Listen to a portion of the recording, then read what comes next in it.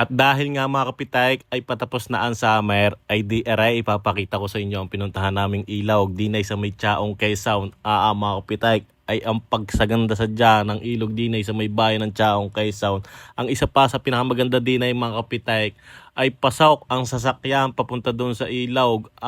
Ay pagsaganda ng parking ay mula sa parking papunta doon sa ilog ay mga 20 step laang ay nandun na sa ilog ay kita nyo ga mga kapitay. Kita nyo ang parking natin pamula din sa may papunta ng ilaw ay bababala tayo ng konti ay arena ang ilaw ay arena ang napakagandang ilaw dinay sa may bayan ng Chaong Quezon. Bali ngayong araw nga mga kapitay ay nagkayang kamay ng aking mga pinsan at ang aking mga pamangkain dinay sa ilog sa Chaong Quezon. Mga kapitay ay sadya ng pagkakabanas ay ibiray mo mula 8 AM hanggang 5 PM ay walang kuryentay.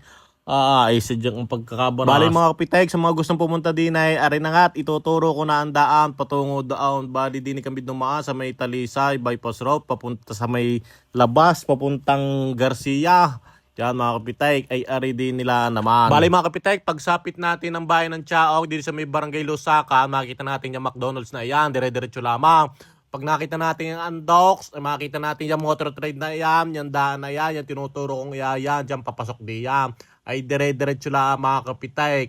Pag diretso natin, may makita tayong karwasya. Tayo ay kakanan. Yan, dire-diretso lang mga kapitay. Diyan sa pagkanang yan. Basta mga kapitay, dire-diretso lamang. Yan, sundan nyo lang ang ating mga pinupuntahan. Yan, tayo nakaban. Ay pasok na pasok naman din yung van. Kahit mga motor, kahit anong four wheels, ay pasok na pasok din eh.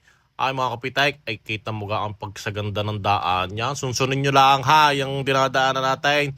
Yan, dire-diretso lamang ang mga kapitay ay ang pagkakaganda sa dyan ng daan din ay parang papuntang dagat tayo. Ay kita mo ang buhangin at saka mga punaw. Mga kapitay, yan mga kapitay, ito nga ang dadaanan ay sundan nyo lahat at napakadaling makita. Yan, at medyo ay nauutal na eh. Kaya naman ang kakahirap din mag voice over. Yan mga kapitay, at sinapit na natin ang ating parking. Kita nyo mga kapitay ay ang pagsaganda ng parking din ay talagang pasok na pasok ang sasakyan. Ay talagang pagkababa natin ng sasakyan ay 20 step lamang ay nandini na mga kapitay. Kita nyo mga kapitay ay ang pagsaganda sa dyan ng ilog din sa may Chaong Quezon. Ari din lamang sa may Barangay Lusakan. Yung kaninang tinuro ko sa inyo na papasok ay doon lamang. Ay kaya napakaganda sa ilog na din eh. At saka kinagustuhan ko ay hindi na mahihirapan maglakad pa ng napakalayaw. Ang mga napuntahan naming ilog datay ay talagang maglalakad pa ng napakalayaw ay talagang lulusong aahon bago makarating ang ilaw.